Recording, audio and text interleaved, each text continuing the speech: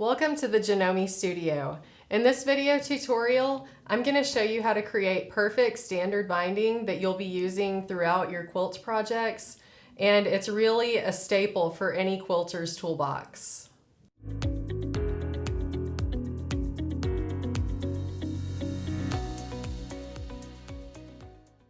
Alright, so we've got our quilted project ready to be bound with a standard binding.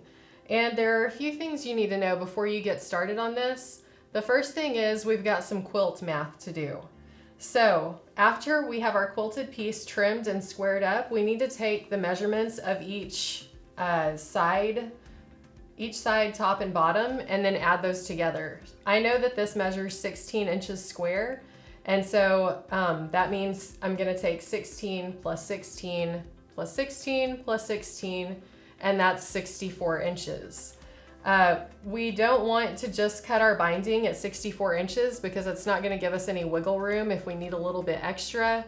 And so I always, as a rule of thumb, add 10 inches to that measurement. So I would need about 74 inches for this piece.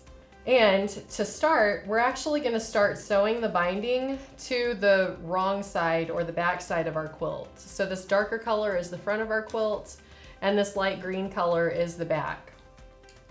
Okay, so to get started, we're going to take our binding that's already been prepared, and I'm going to open it up. We're gonna start by sewing this. I usually like to start about halfway between two corners to start my binding. And then another really good thing to do is kind of eyeball where your binding is going to fall. So generally I'll kind of lay it out. And the reason that I'm doing this is I want to see where the joined pieces are going to fall. So that seam line, I want to see where that's going to be. And so I'm following it around. And so I don't know if you can see this because the print is kind of busy. My seam is going to fall right about here. So I think I'm going to actually lower the starting point of my binding just a little bit so that I know this is going to be out of the way and not on a corner that's going to be mitered. If it falls here, it's not the end of the world, but it's going to make our seams a little bit more bulky, and we want to stay away from that if we can. So this is going to be our new starting point. We're going to start by opening the binding up that's been folded, and we're going to be making a cut at a 45-degree angle just at the very end of our binding. So grab a pair of scissors and go ahead and make that cut. Just a nice diagonal cut. And we're gonna discard that. We don't need that piece anymore. The next thing we're gonna do is we're gonna take a couple of binding clips. You can also use pins for this. It's just whatever you prefer to use. And we're gonna fold down this top edge of the binding that we just cut by about 3/8 of an inch. And you can either pin that in place or use binding clips. And now you can see that I have this little piece over here that's hanging off the edge of the quilt, and we're gonna trim that flush with the edge of the binding and get rid of that. Okay, perfect. So the next thing we're gonna do is we're gonna take this to the sewing machine, and we're gonna sew beginning right at the edge of the folds that we made, and we're gonna sew for about 4 to 5 inches. Once we've done that, we're gonna stop and cut our thread, and then we're gonna fold our binding back over, and then we're gonna be mitering our corners once we're sewing. So we're gonna pick up sewing right where I have this binding clip, which is where we last cut our threads. And I'm gonna be making a mark at the corners right where this corner is on the diagonal. And I'm gonna be sewing off the fabric at a diagonal. I've got my 1/4 inch foot attached to the Memory Craft 15,000. And now I'm gonna go through to the quilt menu and select the 1/4 inch stitch, which is stitch number 2. And I'm gonna take this clip out. We're gonna place this right under the presser foot. And I'm gonna push the presser foot down button and then the needle up, needle down. I'm gonna do that twice to bring up my bobbin thread. Perfect, just like that.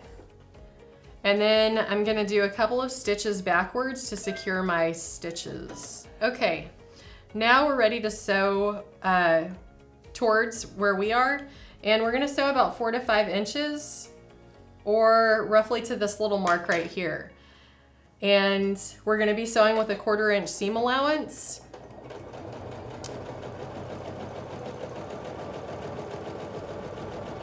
And then once we reach the mark or the point that we're sewing to, go ahead and do a lock stitch to lock our stitches and trim your threads. Perfect, just like that. Okay, and I'm gonna come back here and trim my threads that I pulled up. The next thing that we're gonna do is we're gonna fold our binding back down where it was, and I'm gonna put a binding clip where I stopped sewing as a reference. I'm making sure that I fold this folded edge down whenever I fold it over. And we're gonna start sewing right where we stopped our stitches previously, so that we create a little sleeve to tuck the tail of our binding in when we come back around the side.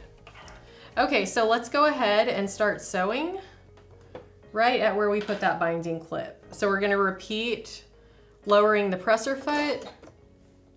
I'm gonna pull my thread tail from the bobbin up, just like we did before. Okay. And sew backwards just a couple of stitches. Perfect, now we're ready to sew forward. Okay, so we're pretty close to this corner, the first corner that we're coming to. And what I'm gonna do is I'm gonna mark where my fabric sandwich ends, my quilt sandwich. So right here is the end of the quilt. And I'm gonna be sewing off the fabric of the binding at a diagonal right where that point meets the binding. And the reason that I'm doing that is it pretty perfectly miters the corners for you, so you don't really have to worry about it. So I'm gonna sew, and then once I reach that angle that I marked, you can engage the pivot system, and when you stop sewing, the foot will lift automatically. And I'm just gonna follow that diagonal line that I drew and sew right off the fabric. And see, the foot lifts automatically really nicely. Go ahead and trim those threads. Okay, so you can see right here, I just sewed off the fabric diagonally. Now what I'm gonna do is I'm gonna fold this fabric over so that I make kind of a nice triangle. And you can see that my fabric has like a little dog ear right here now. I'm gonna fold that completely flat, and then I'm gonna make a mark so that I'm not sewing through all of those layers, but just the one that I folded. And I'm gonna sew down or up this diagonal and down the side of my quilt. So I'm gonna go ahead and rotate the quilt. And I'm gonna start by sewing up that diagonal.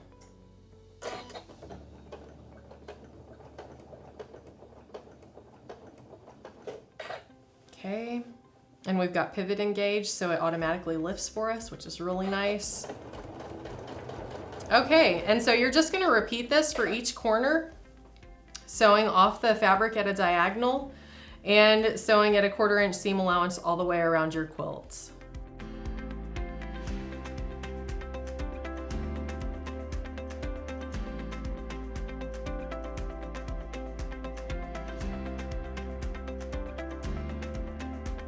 Okay, so now we're almost to the point where we're about to finish our binding, but we're gonna stop about 1 inch before we get to the folded edge of our starting point, and we're going to lay the end of the binding down on top of that piece, and we're gonna go about 1 inch past our folded edge of our starting point, and we're gonna clip that off about 1 inch past that point.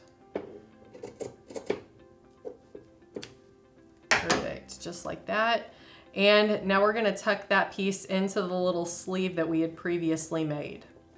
So we're gonna tuck that in, just like that. And now we're just gonna finish stitching our 1/4 inch seam allowance all the way down to our starting point.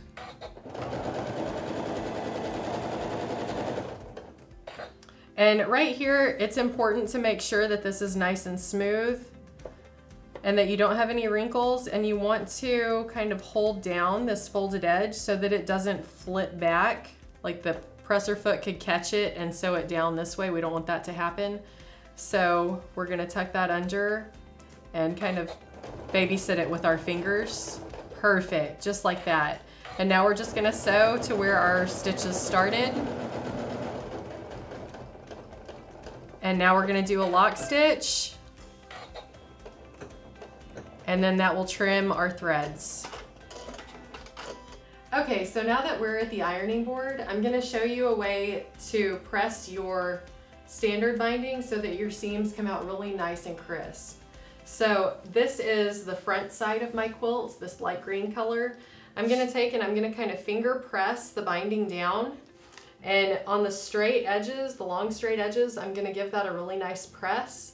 And especially where I have my binding folded into this little sleeve, I'm gonna give that a good press because it's double the fabric. So you really wanna make sure you spend a little more time on that area. Oh yeah, that looks great. Okay, so I'm gonna come up here and I'm gonna be pressing up at the top. I'm leaving the corners alone for right now from the front of the quilts because I'm gonna deal with those whenever I flip this piece over. Okay, I'm gonna trim this just slightly, rotate it. You can also use like a spray starch if you really like super crisp edges, but it's not necessary, it's just personal preference. Okay, and then this is our last straight edge to press. Okay, great. And now we're gonna flip this over to the back side and we're gonna be folding the folded edge of our binding over. And I like to give this a good little press in place before I clip the binding clips on, just so that it kind of has a memory press and it wants to stay put. Now, I didn't mess with these folded corners earlier, but what we're gonna do is we're gonna fold one entire edge, kind of starting here and going all the way to the end. So we're gonna give that entire length a good press. And when we get to the corner, we're gonna make sure it's kind of poked out so it makes like a little triangle on the end. Just like that, and give that a good press. Then you'll take some binding clips, and on the area that you've just pressed, we're gonna go ahead and clip that in place. And now we're gonna start about halfway up on the next side. Give that a good press. And we're gonna fold this triangle in on itself so that the points of that corner meet really nicely and you have a nice mitered edge, right like that. And we're gonna give that a good press, then we'll clip it in place. Perfect. And so you're gonna continue that process all the way around the quilt until you've pressed all of your edges down, the folded edges of the binding. And now we're ready to take it to the sewing machine and top stitch our folded edge of our binding down. Okay, so now that we have pressed and folded over our binding and clipped everything down, there are a couple things that we need to do before we finish top stitching our binding down. The first thing we need to do is change our bobbin thread to one that matches the back side of our fabric of our quilt so that that bobbin thread blends in nicely and doesn't stand out. So I'm gonna go ahead and do that. I'm gonna remove my previous bobbin thread and put in a light green color that matches the backing. For the top thread, I like to change that to a thread color that kind of blends in well with the binding fabric. So I'm gonna also be changing that to that same green color. Okay, and so I've got my standard foot A on the machine. I need to go back to the utility menu and select the straight stitch for my top stitch, which is stitch number 1. Okay, great. Now we're ready to start sewing. So I'm going to be top stitching about 1/8 of an inch from the folded edge of my fabric. I'm gonna go ahead and lower the presser foot, drop the needle down and pick it back up to bring my bobbin thread to the top. And if you don't have enough to grab onto, you can do this a couple times and then you'll have enough to grab easily. Perfect, just like that. Okay, so now I'm gonna backstitch just a couple of stitches to secure my starting point. Great.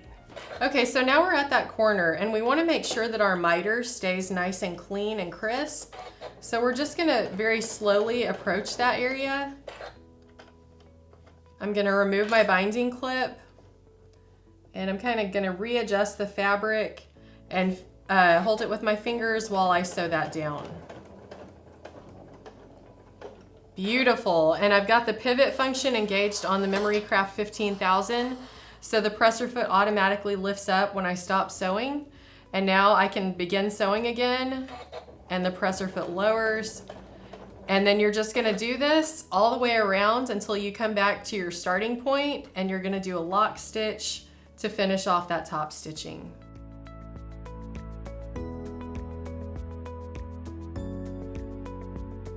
Now that I've showed you how to attach your standard binding, I know you're going to be using this in tons of projects. And don't forget about the great shortcut I showed you where you can tuck the end of your binding into the little sleeve that we made. Thanks so much for joining us.